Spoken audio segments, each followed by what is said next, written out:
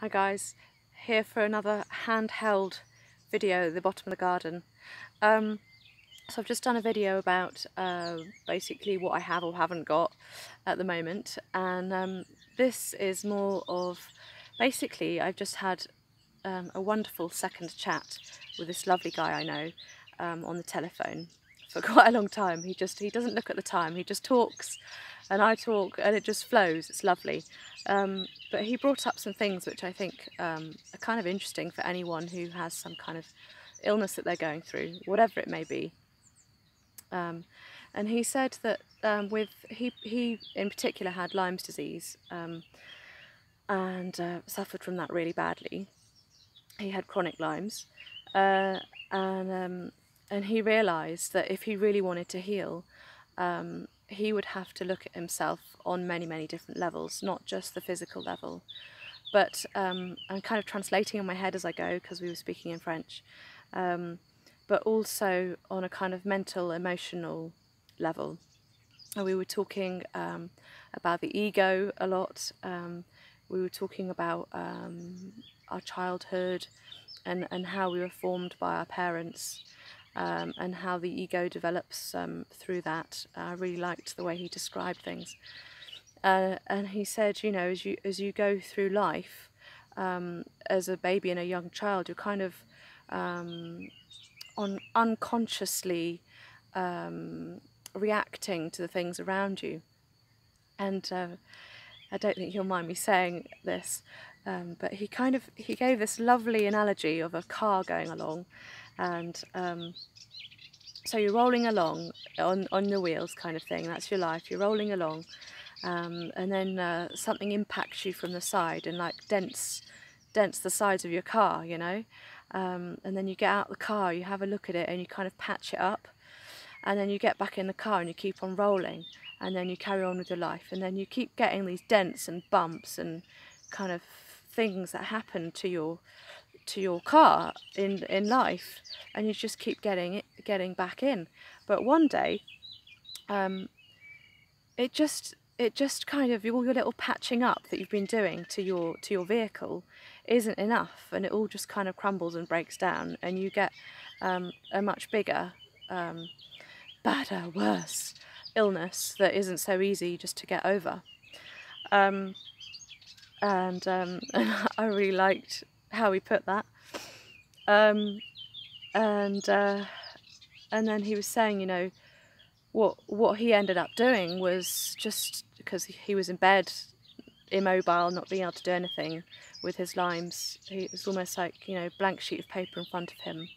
How is he going to start curing himself from the inside? And he said, you know, I had to look at what are my constraints, what am I kind of battling with, what do I feel I'm suffering with, how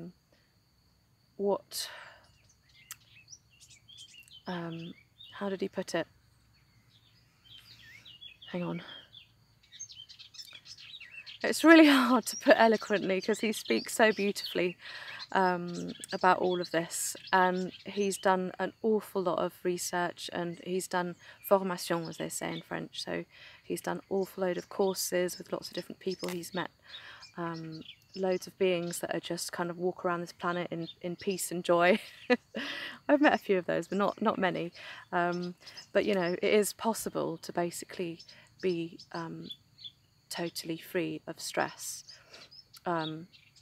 and not just be kind of constantly managing your stress and it always kind of building and coming back because you haven't found a way to live not stressed. And he said just stress is just, it runs so deep on so many levels, and he said as long as you are going about life stressed, you're always going to get ill, and it'll be incredibly difficult, if not impossible, to fully heal from some kind of full-on illness. And he said as soon as he addressed, you know, his stress and worked on that side of him, he healed much quicker.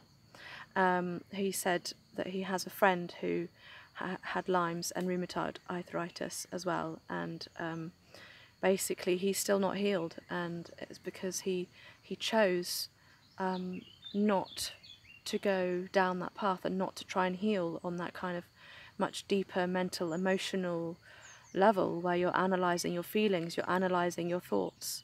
And there's loads of people out there that just don't want to go there. It's maybe it feels like it hurts too much, or it's going to be too difficult, a hurdle to jump over.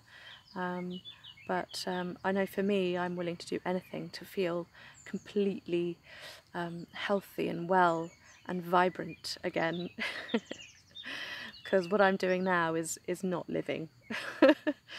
And what else do I want to say about that? Yeah, so I think what I wanted to say, that if you guys are out there are struggling to heal, are there aspects of yourself that you haven't looked at yet, that you think you could uncover? And yes, it might be scary or it might be difficult, but on the other side, you might feel, release, empowerment, vigor, vitality, a much greater feeling of just wanting to live and just enjoy, and not just be peaceful, because peaceful to me is kind of a bit flatlining, but to also feel intense joy, or just little bits of joy when they want to pop up in their life, and but also, feel the sadness and it be okay, and cry because it's, you feel like you want to, that you're not kind of battling against these different emotions that you might be going through. Yeah, I think I'll stop there. But yeah, have a think and see if that's something you could look into for yourself, or for someone else that that could be trying something else, a different avenue. See you soon, guys. Bye.